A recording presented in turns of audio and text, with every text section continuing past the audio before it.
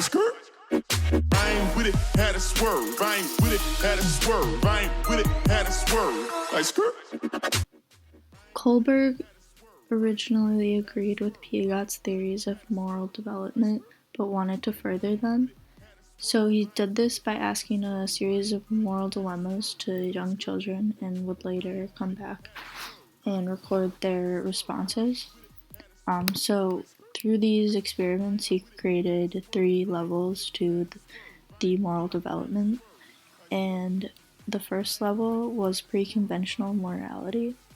And at the pre-conventional level, which is mostly 9 years and younger and sometimes over 9, we don't have a personal code of morality. Instead, our moral code is shaped by the standards of adults and the consequences of following or breaking their rules. And typically, authority is outside the individual, and reasoning is based on the physical consequences of actions. So within this level, there are 2 stages. Stage 1 is obedience and punishment orientation. And this is if the child or individual is good in order to avoid being punished. And if a person is punished, the child assumes that they must have done something wrong. And stage 2 of this level is individualism and exchange, and at this stage, children recognize that there is not just one right view and that is handed down by authorities. Rather, there are different individuals who have different viewpoints on punishment and wrongdoing. So there's a train track, and you're the conductor, like the one who pulls the lever, and there's 2 tracks, and on one track there's 5 people, and on the other track is your best friend. And you have to pull the lever to change the track. Which one would you choose?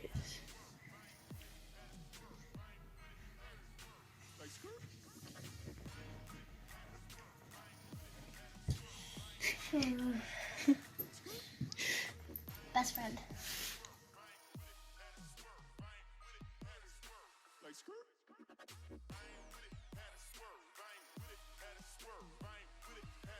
The conventional level is when we start to see the child or individual struggle with and internalize the moral standards of the authoritative figures in their lives. Although they internalize and struggle with the moral standards, rarely are they questioned, and the child or individual tends to concede to their social group's opinion and adopt their line of reasoning. Stage 3 specifically has to do with the perception of other people. People in this group base their answers on the approval of others. People in this age group want to be liked. They want the approval of others, and they want to be perceived as a quote-unquote good person. So they mold their answers to align with the group's or individual's ideologies that they are appealing to. Stage 4 begins to get more complex, in that the individual has now considered the wider rules of society and is now trying to abide by them. Therefore, their answers and judgment will be conditioned by the will to obey society's rules and laws, thus avoiding guilt. Okay, Steph, I have a situation for you.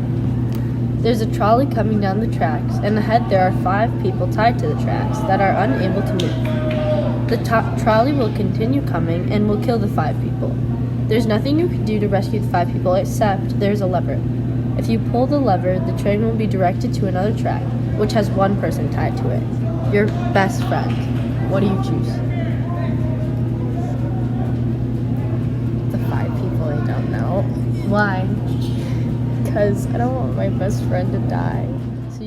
The person interviewed in this clip is named Stephanie, and she is a junior at Barrington High School.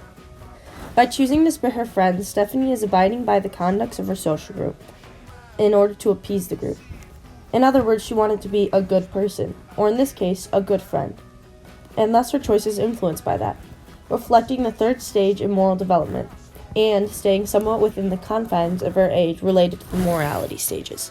Level 3 is the post-conventional level and follows us throughout adulthood. It can be broken down into 2 stages, Stage 5, social contract, and Stage 6, universal ethics. Within this stage, we begin to think about others' values and basic human rights. However, we begin to understand the social contract, the reason which laws are obeyed. The difference between this and Stage 4 is that we understand that these certain laws can be broken if they do not promote basic human rights and can call for disobedience. For example, in the Heinz dilemma, someone in Stage 5 would answer that laws are important, but saving your dying wife is more important and condones the stealing of the drugs. Much like this, Stage 6 is universal ethics. Kohlberg believes that at this stage we begin to base our reasoning on universal and ethical principles and abstract reasoning. Universal ethical principles are principles based on shared human values.